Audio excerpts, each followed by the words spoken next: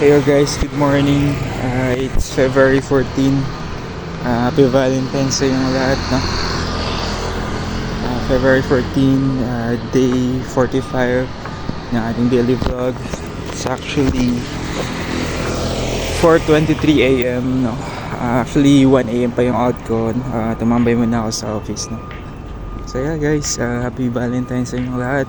Sana ma-enjoy nyo yung time nyo with your partner, also with your family, friends and siblings, you know.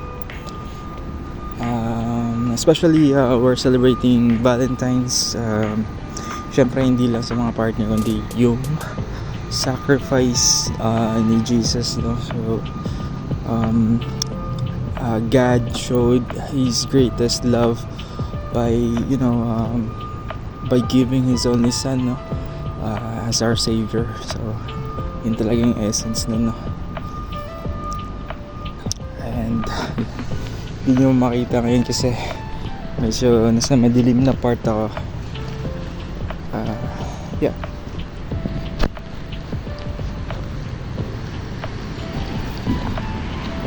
So meron ako nakitang video na very interesting kasi they say 98, like around 98% of our atom is changing within a year, is like regenerating, no? 98% of our atom is regenerating. Our lungs, you know, our organs, everything, no, within a year. And then so that just showed na, you know, talagang nagbabago talaga tayo. Hindi lang tayo nagbabago internally, kahit physically, no. And then there's also a video that shows like merong tali, and then merong yung tali naka-attach sa parang weight, and then yung ginagawa lang is hawakan mo lang yung dulo ng tali, and then when the other person says think of that this weight will sway from left to right. So yun nga yung nangyayari sa weight na, no? And then he also say na think of the scenario which yung weight is magiging circular motion, at yun din yung nangyayari sa weight, no.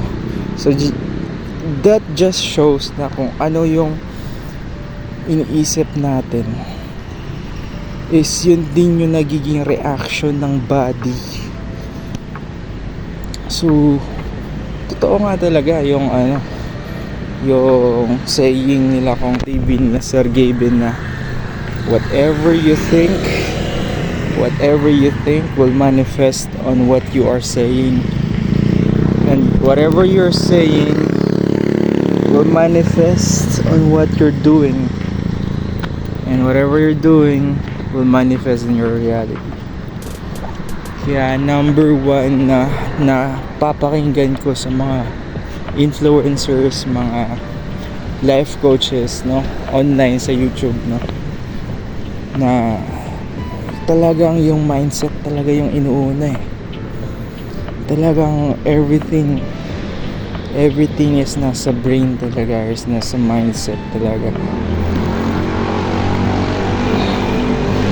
At totoo talaga kasi like kapag yung mindset natin is biglang nag-adjust, like nasa mahirap na sitwasyon tayo, and then minsan nag-a-adjust kasi yung mind na okay lang ganyan situation as long as healthy, ganito ganyan. Pero nagsettle ka na, like hindi ka na gumagawa ng effort. So yun yung nakakatao.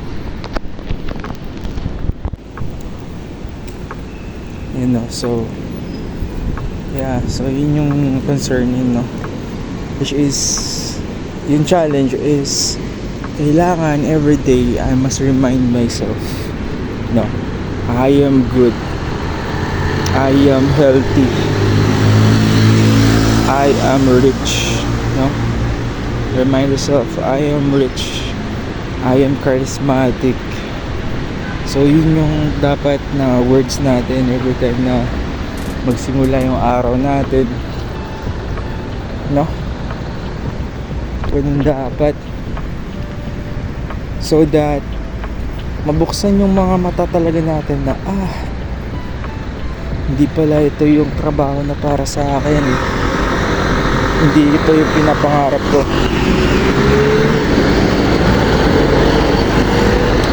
You know, you will realize na na-trap ka na pala sa trabaho na hindi ka nakakaipon, no?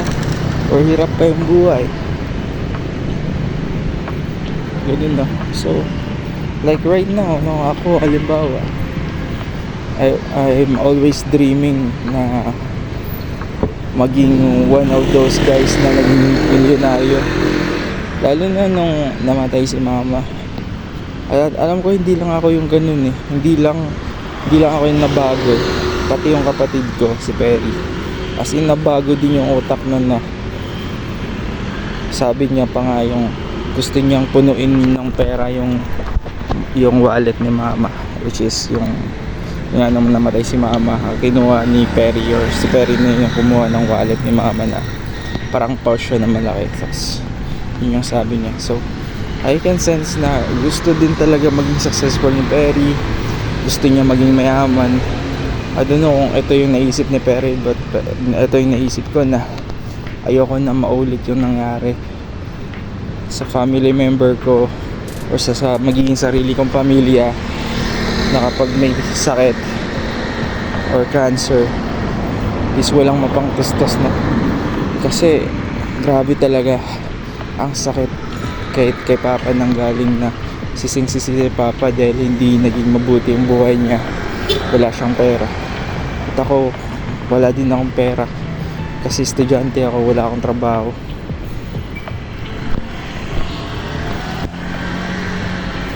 So yun, parang tinanggap na lang namin ang kahirapan namin. Wala kaming pampagamot. So that's the worst feeling, no? And you know, yung pagkamatay ni mama, yun pa rin talaga pinaka-greatest pain. December 24, 2018, 5 years ago, no? 5 years na, pero wala, nandito pa rin talaga yung pain. Pero I use that as an inspiration, no? Kasi alam ko yung pangarap ni mama para sa amin magkakapatid is maging okay kami, maging okay yung especially makapagtapos kaming lahat, lalo kami dalawang lalaki, and then maging okay yung future namin. And yun din yung pinapangarap ko, kaya ako nag-grind, maging okay kami magkakapatid. So yeah, so again, enough with the backstory, no? So again, focus tayo sa mindset and manifestation ng ating reality, no? Tigilan natin yung overthinking, no? Stop thinking about negative things, just deal with the solution, no? And then proceed na agad, huwag nang patambayin yung problema, no? Kasi kung isipin pa natin, mas-stress lang tayo. So yun yung challenge, no? Sana ma-apply natin yun. Pero guys, dito na ako sa bahay, and pahinga muna, no? So today, let's see, di ko alam kung mamaya kaya kong pumunta dun sa training center, yung sa track 1, to get my student's license. Pati baka mamaya magpapadala din ako ng sapatos sa Sorsogon, no? Or sa Legazpi kay Clay. So yeah, depende pa, no? So for now, papahinga muna ako.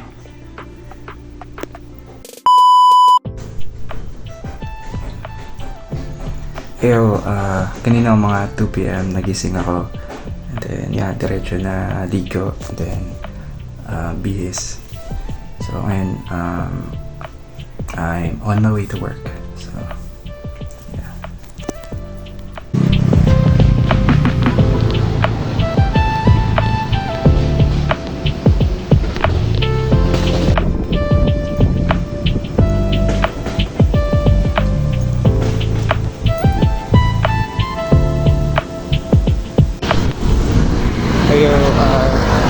7:45 on the way to work. So yeah.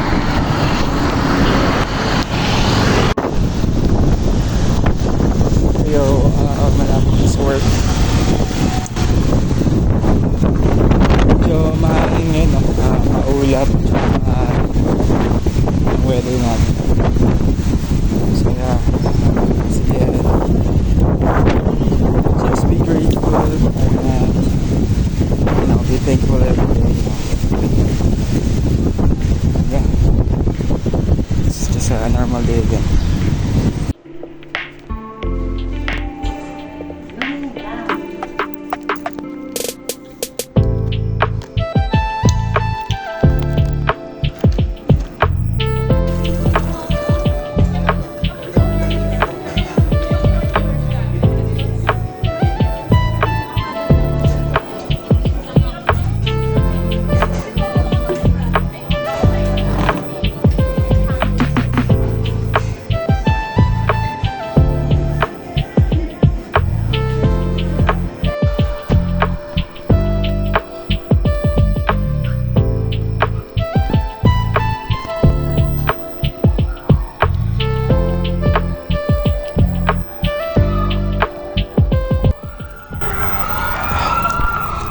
Yo, kaka-out ko lang from work at yeah, so today is February 15 at yeah, okay naman yung Valentine's Day and hindi lang ako nakapag padala ng bulaklak kay Glay, pero for sure babawi ako. Yeah, babawi ako. Maya magpapadala ako ng sapatos sa kanya. So yeah, papadala ako mamaya. And then apa ba? Maybe mamaya ko rin kasi yun yung yung student's license, no? Try ko mamaya kasuin yan. What else? Yun. Sana magawa ko siya mamaya. And yeah.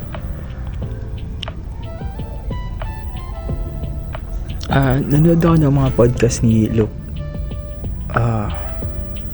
Belmar. Luke Belmar.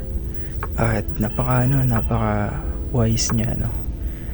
He's a multi-millionaire din, pero yung knowledge niya and wisdom niya nakakahanga din, no? Maganda yung yung mindset, no? And ina-acknowledge din niya yung faith, si God, no? Yun yung priority niya. And parang lagi niyang sinasabi yung Newton's third law of motion. In every action there is a positive and opposite reaction. So parang whatever you give, merong balik, no? And then whatever you offer for the world, yun din yung yung babalik sa'yo. And then sabi niya, the law of parang vibration, no? Low vibration and high vibration, na parang oo nga, no, tama nga talaga yun, kasi kapag low vibration, minsan nasa-soak tayo sa environment na low vibration. Yun nga yung yung realization ko dito sa Pilipinas, kasi third world country. Like parang minsan lang naman may mga areas kasi na parang depressed or malungkot, ganun. Pero mostly syempre sa mga Pilipino may mga times na masaya, ganun. Pero may mga depressed area talaga, no? And then may area na low yung yung activity, no? At other than that, yun din yung parang kapag low vibration is if you are surrounded by people na yung mga nag-give up na sa buhay, tsaka wala nang masyadong activity sa buhay nila, like wala ganong hassle alam mo yan, so mga ganun. Tapos dun naman sa high vibration is yun yung kapag you surround yourself with people na mga motivated, dedicated, no, yung masisipag. At saka sabi ko nga, no, so kailangan din talaga natin na dun tayo sa parang environment o mga types of people na high vibration. Kasi nakakatulong yun, no? Nakakatulong yun. Tsaka meron din effect yun sa body natin. Like for example, nag-exercise, nag-gym. So parang nagiging active tayo, no? Napapansin niyo din na parang mas sharp yung thinking mo, mas gising ka kaysa let's say for example tulog ka ng 8 hours, tapos parang well rested na pagkagising mo, parang ang sama ng pakiramdam mo, ganun. Lalo kapag natulog ka tapos may mga iniisip kang masasama, ganun, or may mga natulog ka na may galit, parang so maganda talaga. Ang ganda lang ng mindset, no? At dito nga syempre lagi kong sinasabi at natututunan ko din to along the way na yung mindset talaga yung pinaka-importante, no? Like for example, yung talking about success, no? Dahil success is subjective, no? Success is really subjective. Kasi iba't iba yung sa iba't ibang tao, iba't iba yung pangarap ng tao eh. Hindi pare-pareho. May ilan pareho, pero iba-iba din talaga. If you are a musician, you maybe want to become, the best musician, best dancer, in finance, business, technology, arts, depende. So, iba-iba din talaga tayo. So, parang kailangan lang talaga natin in the end of the day na maging abundant, no? So yung definition ng rich is, sabi niya ni Luke Belmar, is abundance, no? Kumbaga kahit kunin lahat ng pera sa'yo, parang abundant ka pa rin. Abundant ka sa connection, abundant ka sa pag-ibig ng love by people around you, no? Abundant ka sa love ng family mo, sa partner mo, friends, no? Abundant ka sa mga ganun, no? Sa health, no? So yun yung sabi niya, and then tama ka talaga. And then one and most important thing is, if you are training our mindset every day na all things are possible, and then sabi niya na kailangan din minsan natin maging delusional in a way na parang lahat nga possible. Just imagine na araw-araw isipin mo, I can't do this, I can't do that, this is not possible. So parang parang napaka-depressing, or 'di ba? Pero if you will like trick your mind na, this is possible, I can do this, I can do that, no? That's possible. I can become a millionaire or multi-millionaire or a billionaire, no? I can become the best musician, I can buy this, or I can have a good health, no? I can maintain a good health, I can live a long life. So parang it makes a difference, no? If ever na parang we are thinking positively. So yun, nakakaano lang. I think need ko makinig ng mas maraming podcast kay Luke Belmar, no? Not sure kung Luke Belmar, pero surely yung first name niya is Luke, no? That's so nice. So maybe that's it for day 45, no? For February 14 vlog. Thank you again, and see you tomorrow.